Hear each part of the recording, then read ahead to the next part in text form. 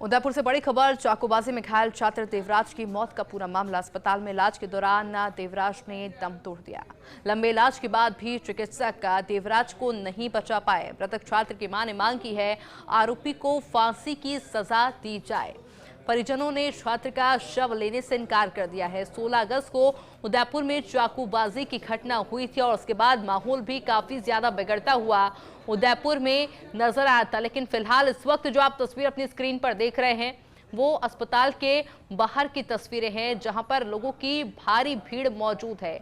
इस पूरी घटना को लेकर हर किसी की आंखें नम हैं, क्योंकि किसी ने नहीं सोचा था कि देवराज इस तरह से सबको छोड़कर चला जाएगा। 15 साल का एक बच्चा जो पढ़ाई में बेहद होनहार था और अब वही होनहार बच्चा इस दुनिया में नहीं रहा है। हालांकि देवराज की मां के द्वारा लगातार मांग यही की जा रही है कि दोषी को फांसी की सजा दी जाए। ये देखिए, ये मासूम बच्चा, महज 15 साल का छोटा सा बच्चा जो अपने माता पिता की आंखों का तारा था, वो अब इस दुनिया को अलविदा कह चुका है। मेरे साथ मेरे सहयोगी रवि लगातार बने हुए हैं। रवि, क्या कुछ जानकारी अभी वहां से मिल पा रही है? और बिल्कुल। देखिए आयुषी, अभी भी हालात जस के तस है, क्योंकि परिवार के लोगों के साथ, माफ कीजिएगा, परिवार के लोगों के साथ जिला प्रशासन जो है वो लगातार समझाइश कर रहा है। परिवार के लोगों की और समाज के लोगों की जो डिमांड है वो ये है कि एक आर्थिक सहायता जो है, आर्थिक मुआवजा राशि जो है वो उस परिवार को मिले, और दूसरा परिवार के एक सदस्य को नौकरी जो है, सरकारी नौकरी, वो मिले। लेकिन इससे पहले का एक घटनाक्रम और मैं आपको बताऊं कि देवराज की जो माँ है वो जो बेहद बेसुध स्थिति में थी, एकदम से पीछे वाले गेट से बाहर निकल के और मोर्चरी की तरफ जाने लगी और बाहर की तरफ आने लगी, क्योंकि मोर्चरी में देवराज के शव को शिफ्ट कर दिया गया है। तो इस परिस्थिति में जो दूसरे जो लोग हैं उन्होंने उनको रोका और उनको फिर से अंदर लेकर गए हैं। तो जो तमाम जो लोग यहाँ पर मौजूद हैं, समाज के लोग हैं, हिंदू संगठनों के लोग हैं, वो तमाम जो लोग हैं वो इस बात को लेकर अब नाराज हैं कि इस तरीके से परिवार पर कोई दबाव ना बनाया जाए। परिवार बिना दबाव के जो है प्रशासन तमाम मांगों को मानने और किसी तरह का दबाव जो है वो मेंटेन ना हो। तो ये एक बात अभी का अपडेट जो है वो निकलकर सामने आया। उसके अलावा जो चीजें हैं वो सिर्फ यही है कि अभी तक जो ये चर्चा है, ये जो प्रशासन और परिवारजनों के बीच वो फिलहाल चल रही है। समझाइश का दौर जो है वो चल रहा है और परिवारजनों की मांग यही है कि जो आरोपी हैं उनके खिलाफ कड़ी कार्रवाई हो और जो भी विधि सम्मत कड़ी कार्रवाई हो सकती है वो होनी चाहिए। और प्रशासन ने इस दिशा में अगर 2 दिन पहले की बात करें तो एक कदम उठाया भी था, जिसमें जो आरोपी पक्ष है उसका जो घर है उस पर बुलडोजर कार्रवाई की थी। दीवानशाह कॉलोनी पटेल सर्कल पर जो आरोपी पक्ष का घर था उसको पूरी तरीके से ढहा दिया गया। चूंकि ये जो घर है ये इलीगल था और फॉरेस्ट की लैंड पर बना हुआ था, तो उसे जो प्रशासन है उसने ध्वस्त कर दिया उस अवैध निर्माण को भी और उसको अपने कब्जे में ले लिया उस जगह को।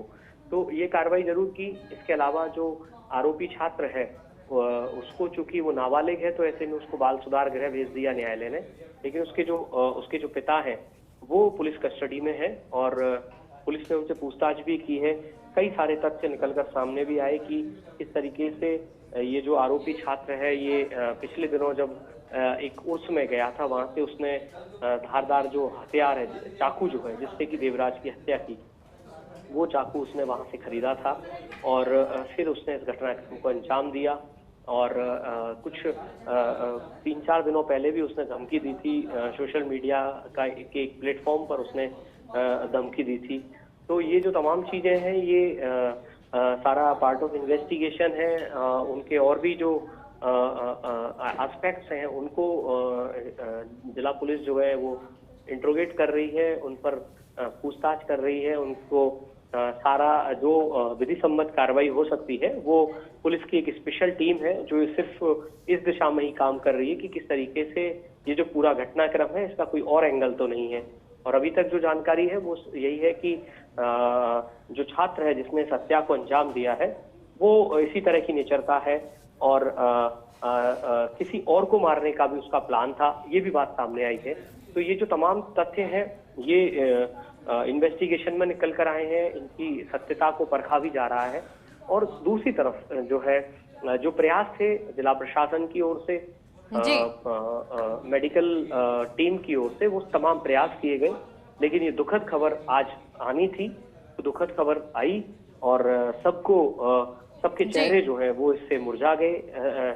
उसका जो परिवार है देवराज का, उस पर एक दुखों का पहाड़ जो है वो टूट पड़ा और उसके परिवार की हालत बेहद खराब है, मैं ये कहूँगा, क्योंकि उसके पिता जो है, उसकी माँ जो है वो लगातार रो रो कर, उनका बुरा हाल है।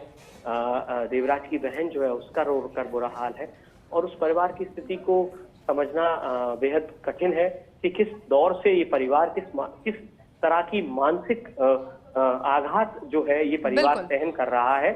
और इस समय में सबका एक ही धर्म है और वो ये कि इस परिवार को ढाढ़स बंधाया जाए, इस परिवार को संबल दिया जाए, इस परिवार के दुख को बांटा जाए और इस परिवार को ये महसूस कराया जाए कि पूरा समाज, पूरा सिस्टम और हर कोई उनके साथ में है।